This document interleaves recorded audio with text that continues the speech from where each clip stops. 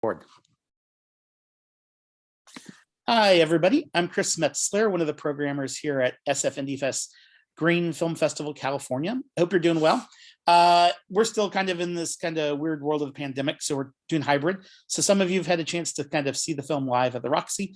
Other of those are getting a chance to enjoy it in the comforts of your own home here virtually. But we're lucky enough to have the director of the wonderful short that you just saw, Finding Balance here, Nathan Wayland. Welcome, Nathan. Hi, thanks for having me. Great to be here. Yeah, most definitely. I think maybe a good place to start is, what made you decide that like this was kind of a subject matter where you're like, there was a documentary here to tell, and then how did you kind of first start kind of collecting the pieces of the story? Right. So about 12 years ago, about 10 years or so before I made this documentary, I became interested in water management issues in California because there was a drought going on and I was in journalism school. So it just seemed like an important issue to begin learning about. And as I've kind of gone on that journey of learning about this very complicated and important issue to the state of California and really the entire country, I just got more in the weeds as far as the technical stuff. And I started looking for a solutions focus, some kind of story to tell that provided some hope that we could manage our water in a responsible way going forward. And just in the kind of water world, I learned about aquifer recharge, and I was like, what is that? And so I did a little bit more investigation and came upon this new research about putting water in the ground and storing it there instead of storing it on the surface where it's subject to evaporation and all these other problems that we have with large reservoirs. So at that point, I was like, well, maybe there's some organizations that are interested in promoting this this management technique. So I reached out to some water foundations and others, and kind of found out that yeah, there was interest in that. So I was lucky enough to put a grant together and make this film. Very nice. And so with the kind of knowledge and familiarity you have and just kind of general curiosity of the subject matter, what in the making of the film, was there anything that kind of surprised you or changed the way that you kind of saw things or were thinking about things through the course of making the film?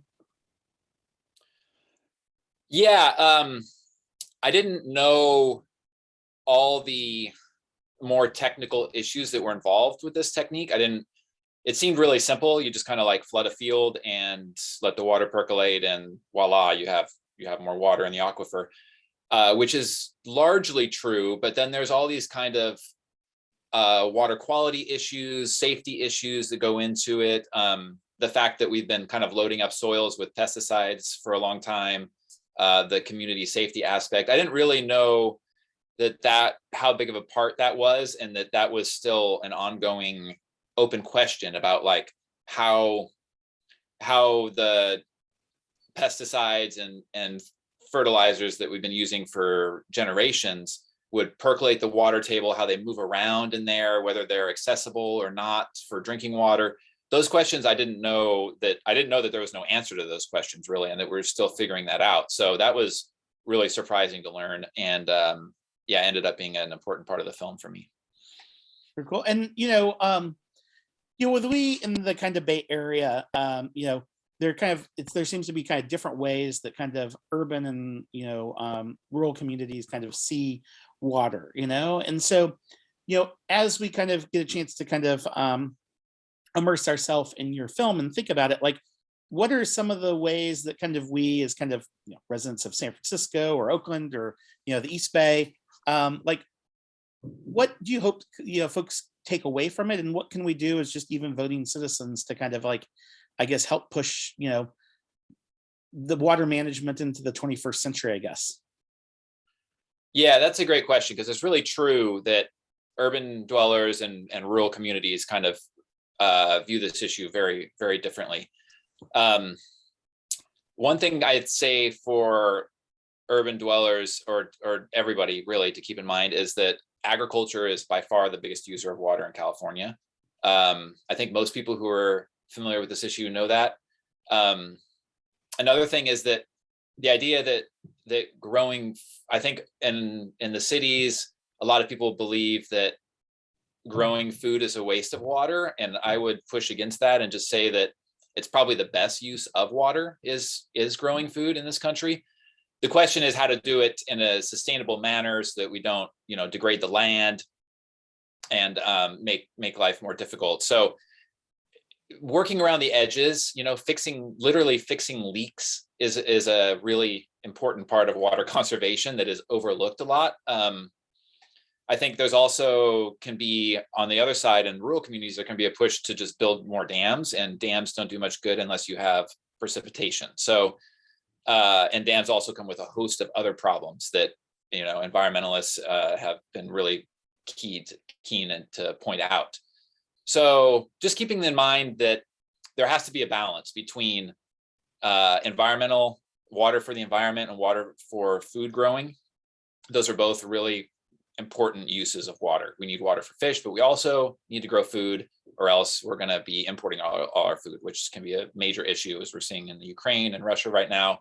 Thank God we have domestic agriculture to support us. So those are some things. Nice. And, as kind of a filmmaker and journalist, when you were kind of trying to figure out how you wanted to tell this story, like what was your kind of approach, in this sense, like how did you like visually and aesthetically, or just even story structure? Like, did you know how you wanted to put it together, or did it kind of come together in the editing room?